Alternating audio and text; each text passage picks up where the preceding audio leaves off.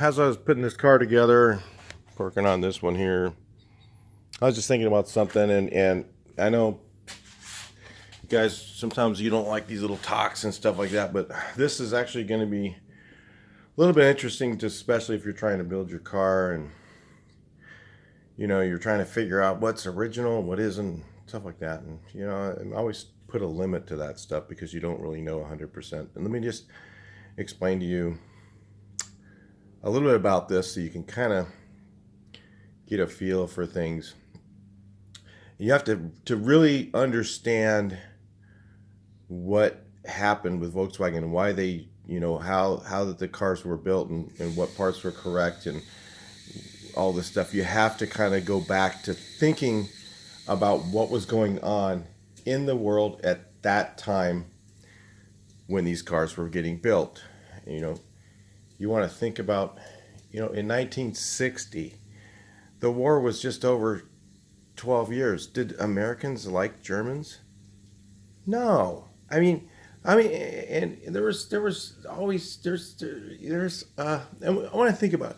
Is anybody ever not a sore loser? You guys play games and stuff. Nobody wants to be wrong. Everybody wants to, or, the same thing when everybody back then, they lost the war, So you have to think about some of these things when you're doing your build and stuff like that, so you can understand that nothing is cookie cutter.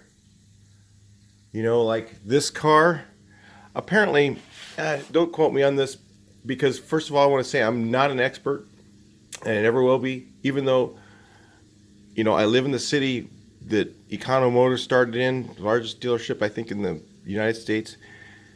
And, and MP started right up the street from my house. It's like stuff like that. It doesn't mean, but I'm no expert. I know the guys who painted the Inch Pincher Lightning Bug. I worked at the shop, but I'm not an expert. Okay, and I never will be. And and the reason I'm going to say that is because you don't know. You don't know what was going on at the time. What we have to realize is when these cars were being built, this was an automotive manufacturer. They were trying to make a profit selling cars. They were trying to make a profit building cars. So a lot of different things were going on. They might have tried to order, from one of their vendors a lot of parts, and they didn't get enough of them because their credit line wasn't enough. People hated Germans. There's all these things going on. So, why did they put, a particular part on your car that you don't think is correct, and maybe it is, and and there's so many things like that there's so many unknowns in there that nobody can be an expert. And so I'm trying to explain this to you guys, because even when I talk to some of the guys who are, I guess, considered to be experts, but or look on the Samba and it says something like, I believe it says this car was supposed to have a 3-hole hood, 61, but it did not have a 3-hole hood. I had the original hood for the car, still painted pastel blue underneath, matched everything, and it was a 4-tab. So things aren't always cookie cutter. And so there's a lot of things going on. So let's talk about the history of the build of the car and what was going on that time in the world. The war's over. The factories got bombed. Maybe some of the outsourced vendors' factories got bombed. They were trying to build a good car, and they somehow succeeded in doing it. They made a car that was popular, that was cheap, that, it was, I don't know why. Everybody loved the car, but there was always a lot of problems with Volkswagens. They were so cheap that people wanted them because they were inexpensive to drive and inexpensive to buy. And there was a lot of little stupid engineering things that didn't work well, and a lot of stuff that was pretty damn amazing. So, if you look at the whole scheme of things, what was going on in the world right then, it's like Germans didn't have a lot of credibility. Germany didn't have a lot of credibility, and here they are trying to build this car in Germany, and then they're trying to sell them to Americans. So here's my theory on some of these things that happen, and why did Riverside have such a huge amount of Volkswagens? Well, first of all, I'm going to tell you there's two military bases near Riverside. There's Norton Air Force Base and there's March Air Force Base. March Air Force Base was a really big part of the war. They had the 15th Air Force, which was national communications that actually helped us win the war. You know, I've talked to these guys that I used to work at the military base for a little while, and I've talked to these guys who were, generals and colonels and different stuff like that, when I was working at the car shop fixing their cars, and they tell you these things, and, these old retired guys, and it was really cool to learn some of the stuff, and that's why I want to share it with you guys. Well, what happened a lot of times is guys were, of course, transferred to Germany because we still had, some tension going on over there. Maybe guys, some people, Nazis, trying to find them all, straightening out the world, getting the Jews back to their houses, whatever going on, that starving to death, it's just crazy, part Jewish, so that kind of,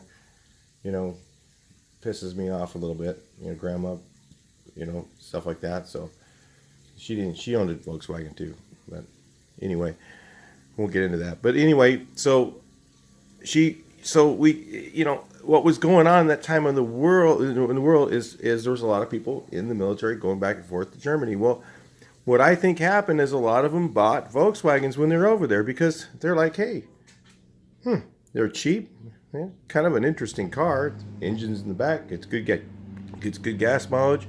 I think I'll bring one home. So they bring it home, and of course there's no place to buy parts because from what I understand, what I've heard and read, different things, is that VW dealerships were hard. They had to almost give them away to try and get people to sell cars. Well, of course, they put one in Riverside, Econo Motors, and you guys know who they are. And the owner started the company Empy. Him and another guy from Orange County started Empy. And they, sold a lot of cars and a lot of parts, I believe, probably, I'm guessing in the beginning. It was more parts. So for these guys who were in the military, because the military bases are close by and there's a lot of cars coming and going, people in the military getting their cars over. I've seen it happen. I was over at the base working and people would bring their car over. We had to clean it up, fix it, whatever, so they could drive it. I was a mechanic at the shop. So anyway, that kind of gives you the background of where I get this information from. And so they brought these cars over here, and then people saw them, and what the hell's that? VW, oh, German, oh, fuck Germans, oh, bastards, I'm sure there was that kind of attitude going on back then. So, the reason I'm trying to, if you understand all this stuff, maybe you'll understand that maybe they didn't have enough credit line to have another vendor. Maybe they did have some unpleated seats and some pleated seats because their credit line wasn't good enough to get one vendor to do it all, or maybe the frickin' shop that they were building them in was, still being rebuilt. Because how many years does it take to build a factory back up again that was bombed? And all the resources around it, and like, for instance, the concrete plant might have been bombed. You got to have the picture has to be really big, for you to understand that, it might have been really tough to get things that way. Plus you have a VW, you have car manufacturing. So you've got purchasing, you've got production, you've got labor force, you've got all these different things going into building this car. And, employees don't show up to work sometimes. Maybe they got sick, different things happen, and they have all that going on. So there might be things that you don't know, or the historians or the guys who worked, I have friends that are were parts managers from the 60s for Volkswagens.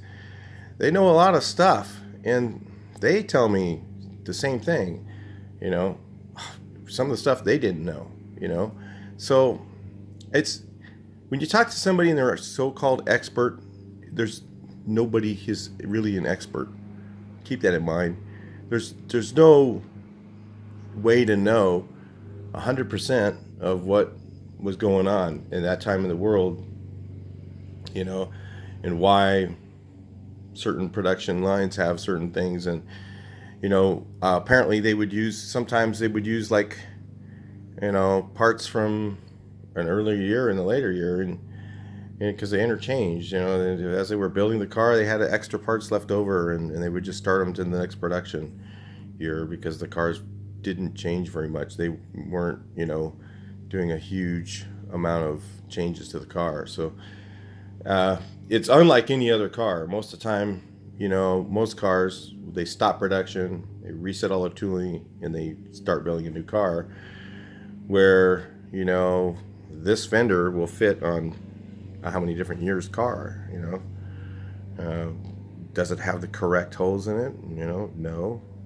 Does it, for the taillights? No.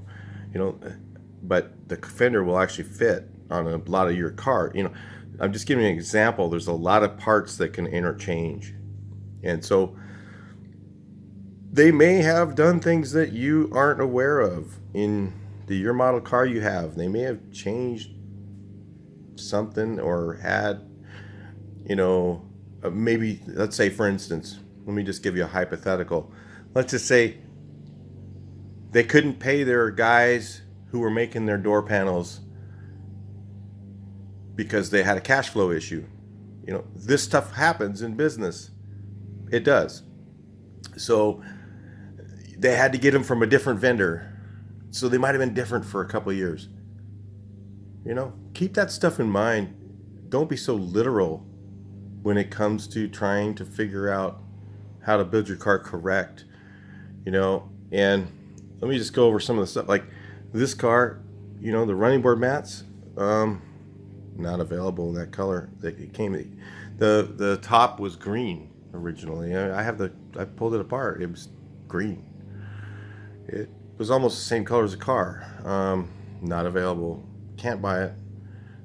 Maybe I could. And the stuff that you get when you do buy that sort of thing, a lot of times, let me just go over a couple things so you can see.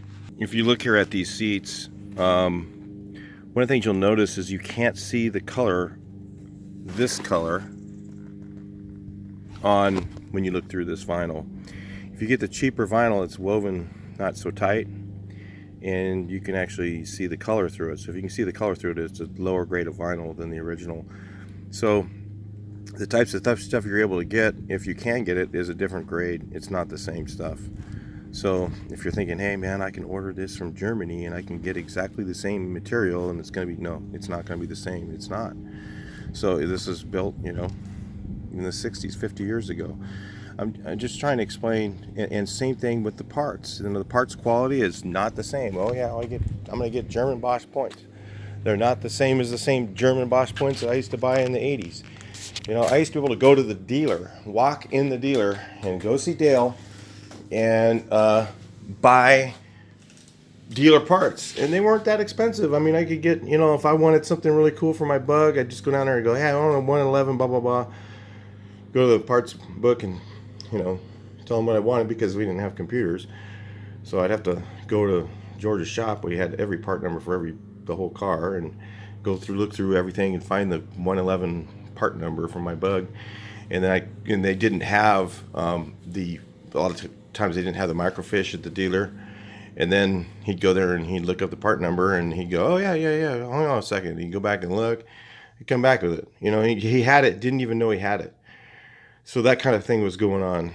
So if you knew your part numbers and all that, it helped getting your parts back then in the 80s. So and that was getting parts for even a 60s car. I could get brand new, just NOS. And it wasn't that expensive. Like, I think door rubber. He goes, oh yeah, go get the German the stuff from the dealer. I'm like, what? It's going to be really expensive. He goes, no, we'll use the shop discount. Yeah, I get the door rubber, this rubber right here from the dealer. Wolfsburg West is around. They had the German stuff, but the stuff I got from the dealer was different. It wasn't the same. This stuff was German, but it wasn't original Volkswagen German. It's different. So, yeah, I don't know. you guys don't go crazy on your car trying to, you know, go through and make sure everything's like some crazy, oh, I gotta have the right exact 19. They only made 22 of these. I talked to a guy and he goes, yeah, I had the Mexican air cleaner for my van, the air cleaner bracket for the, whatever it was, off-road air cleaner. And I want to make sure I have the original one. And I go, well, what's wrong with the one you have? He goes, well, I had a guy make it and it's exactly like the original, but it would make me feel better if I knew it was the original one. I was like, dude, why don't you just give it to me for a second? Here, I'll go match one up for you. And go back in there, get my VW stamp, punk, hit it. Now, guess what? You feel better now. Come on. This has just gotten too far, guys.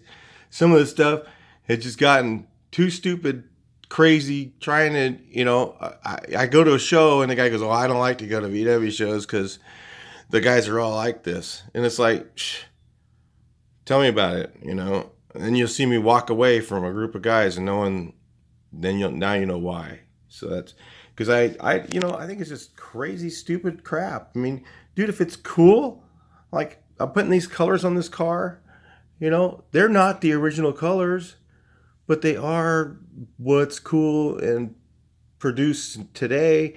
And they're the best quality stuff I can get. And,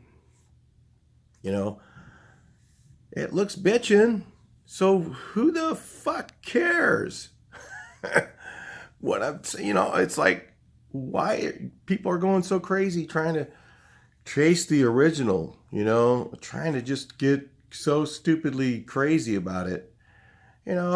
Save yourself some headaches. Just don't even bother. Because like I was trying to say is you don't know what was going on in the world while the parts thing was going on, while the stuff was going on. And was it the right stuff? Was it changed? Was something different? Do you know? No, you don't. Why did the guy put a newspaper in my bus in the door panel? I don't know. He was probably, maybe there was something good on the news. I can't read German, so maybe there was something seriously going on in the news that day. So he had his paper out and he was kind of going, whoa, what the hell? Oh, and then the boss comes by, stuff it in the door panel, shut the door panel on it. So they didn't see him reading the paper. Unique things happen, and unique parts were made, and unique suppliers, things like that, and, just if you think it's original, roll with it. Screw them. If everybody else will look at your car and go, oh, well, that's not original, put your finger up and say, get the fuck away from my car, dude. I mean, seriously, I don't do that, but I'm just saying, I just, dude, I mean, there's nothing worse than somebody coming to a show and they talk to me, and like a guy I was talking to yesterday at this show, he goes, oh, wow, man, that guys want ridiculous amounts of money to paint my car. They want $6,000. And I'm looking at him going, that's not ridiculous. And he goes, yeah, $6 to $15,000. I'm like, that's a lot of work, dude. What do you think? Do that guy's light bill is free? So, or they go, yeah, man, I got a good deal on the paint, but I made him do it 3 fucking times, and I'm just like steaming at that point. That's not the thing to say to me at a show. I get pissed off when I see that because I just go, so you made somebody work on your car for free, you asshole. So just be careful, don't be so literal about the craziness of the car, and realize that people hated Germans when these things were going on. I mean, especially the early 60s. And that's what makes these old ones really unique to me. That's why I like cars that are between, 62 or 63 and older, because nobody really, until Herbie the Love Bug kind of brought back, the VW to America, really. So 63 doesn't count. 62 and older is really still in the Volkswagen hate German people hate Germans, get past it already, but it takes years and years for that to happen, so anyway, that was what was going on. If you have to think about that though when you're building your car, you have to think about the history of what was going on in the world when you do it, because if you don't, then you may not get the feel for what was happening, and you may not really know why that they did something. Maybe you'll figure out something that was really cool when you think about that too. All right, talk to you guys in the next video. Please like, share, and subscribe.